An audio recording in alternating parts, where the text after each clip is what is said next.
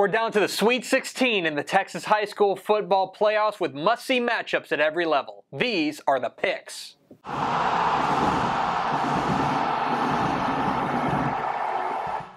Welcome into the Picks, your guide to the Texas high school football weekend. My name is Greg Tepper of Dave Campbell's Texas Football and TexasFootball.com. Thank you so much for tuning in. We are down to 176 Texas high school football teams left in the Texas high school football playoffs here as we enter the third round, all vying for those 12 state championship trophies to be handed out at AT&T Stadium in Arlington. That means 88 games this weekend. I am picking every single one. If I don't mention it, then it is scrolling down here at the bottom of the screen. Big games in every part of the state. We start in Houston.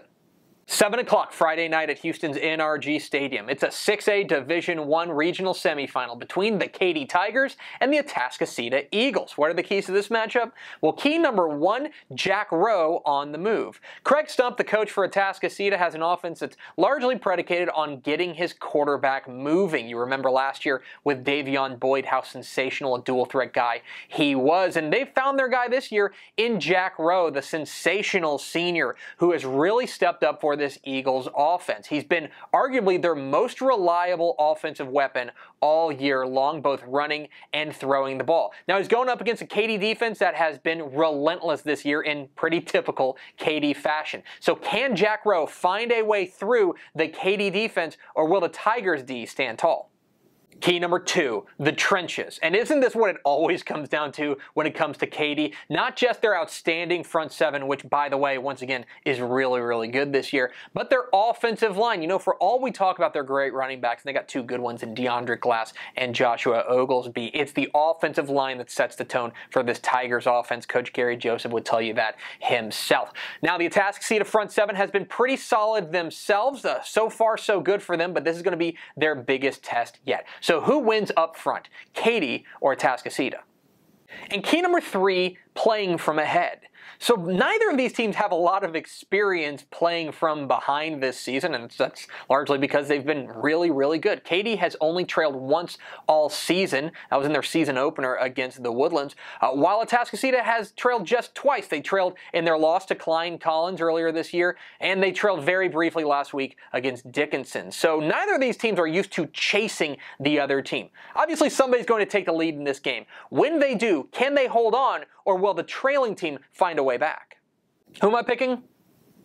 I'm going with Katy in this one. I think that running game is really getting going. You saw the dominant effort they put forth last week against a very good Cypress Ranch team. But beyond that, it's the defense. The Tigers' defense has been ridiculous this year, and I expect no different. Now, Jack Rowe is going to be one of the most talented offensive weapons that they have faced all year long. That said, I think the Katy Tigers find a way to the regional final. Meanwhile, 7:30 p.m. Friday night at Whitney's Wildcat Stadium. It's a 2A Division I clash between the De Leon Bearcats and the Mart Panthers. What are the keys to this matchup? Well, key number one, Mart's speed off the edge. For all we talk about this Panthers offense, we'll get to them in just a second. The defense has been really, really good as well, and it starts up front, and it starts coming off of the edge. Zamar Curvin leads this outstanding and quick Panthers defense that has 132 tackles for loss this season and 19 sacks. That is outrageous numbers for any team at any level. For De Leon, they have to make sure they seal the edges offensively to get their attack going. Can they do that, or will the Mart defense feast? Key number two, the quarterback matchup. If you're in the signal callers, then you are in for a treat at Wildcat Stadium on Friday night. Two terrific quarterbacks will go at it in this one. For De Leon, it's Kevin Yeager, and this kid has been special. A dual threat guy who is really underrated as a passer, I think. This guy can put it on a dime when you need it. On the other side, you've got Jace Terry for Mart, and this kid is lightning in a bottle. He can break a big play at any point. So who wins out in this quarterback match? Yeager for De Leon or Terry for Mart? And key number three, avalanche. I'm not a huge believer in the concept of momentum in sports, but when these two teams get going, they get going. For De Leon, their biggest win of the year was a victory over Crawford earlier this season. They ran off 21 consecutive points, and that was pretty much it. They basically decided the game. For Mart, this is a team almost entirely predicated on getting the ball rolling downhill, and when it does, it's incredibly hard to stop. Just look at last week's area round win over Windthorst when they scored the first 58 points in the game, and it was just over from there. So if one team can put together a run, 10, 14 points in a row, can the other squad stem the tide? Who am I picking? I'm going with Mart. I think they just have such overwhelming team speed that it's going to be hard for pretty much anybody to match up with them. We didn't even mention their outstanding running back, Tyrick Horn. Beyond that, I think their defense is really underrated, maybe overshadowed by this outrageous offense. I think De Leon needs to play keep away in this one. If they're able to control the line of scrimmage and control the time of possession, I think they've got a great shot in this one. But for now, I think Mart comes away with the victory. In 6A Division I play, 7:30 p.m. Friday night at South Lakes Dragon Stadium. It's the Allen Eagles taking on the Arlington Martin Warriors. And look, Allen took a punch last week. It was the biggest challenge they've seen to date, and they got by South Grand Prairie, although it wasn't always easy. And I'll tell you, they've got another huge test coming up against a white-hot Arlington Martin team. Quarterback Juma Ottaviano has been terrific. He is really guiding this offense. Can they find a way to knock off the Giant? I still think Allen's got too many weapons. Their running back Brock Sturgis, their quarterback Grant Tisdale. I think the Eagles find a way through. Down in 5A Division I, 7:30 p.m. Friday night at Waller ISD Stadium. It's the Manville Mavericks taking on the Cedar Park Timberwolves. I have been so impressed with Cedar Park's ability to bounce back after they lost their quarterback, Max Sexton, for the year to a broken leg. Quarterback Ryan Fiala has stepped in and been terrific, and this Black Rain defense is playing some vintage Cedar Park D. But this is a different test. Manville is entirely built on speed on the outside, and Cedar Park last year in a regional semifinal did not have an answer for it. They've got a great shot in this one, but I think Jalen Preston and the Mavericks are too much. Give me Manville. Let's go to 4A Division I now. 7 o'clock Friday night at the Ford Center in Frisco as Kennedale takes on Midlothian Heritage. And I'll be entirely honest, here in the Dave Campbell's Texas football office, we've had this game circled ever since the brackets got finalized, and for good reason. Kennedale has looked fantastic with their running game with Deshaun Curvin and Jaden Knowles. On the other side, if you don't know about Heritage Junior quarterback Landon Ledbetter, you should probably familiarize yourself with him. He is pretty special. I think this game comes down to defense, maybe 1 or 2 turnovers. Think it's very close, but I like Kennedale in this one.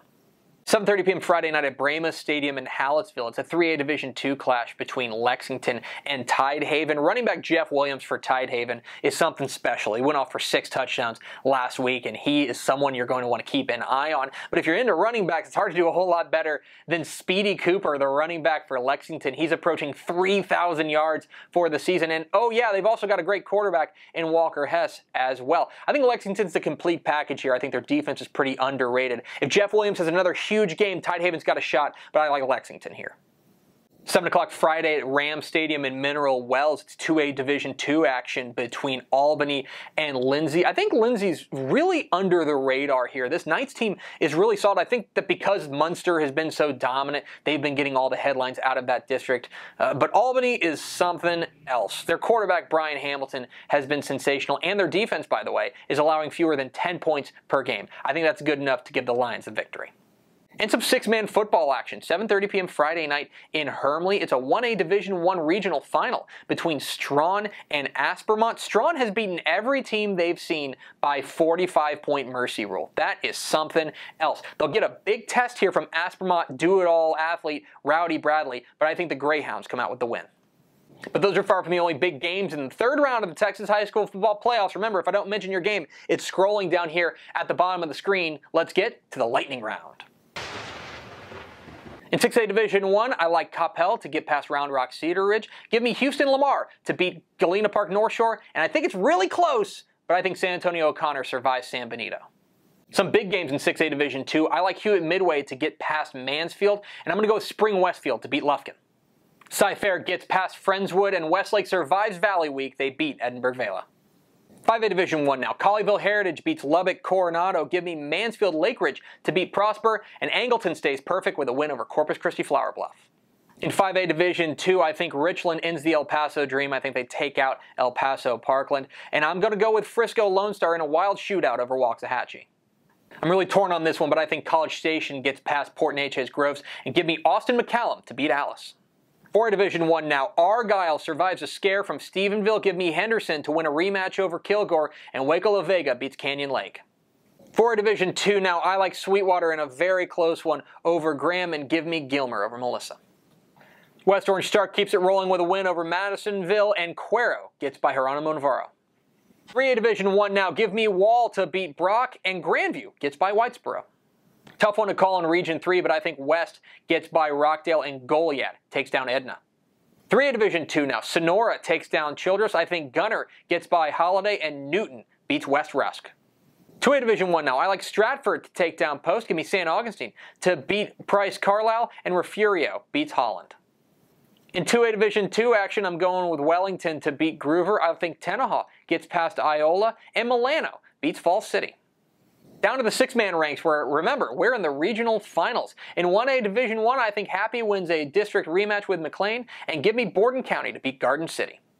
Jonesboro finds a way past May, and Union Hill beats Tioga.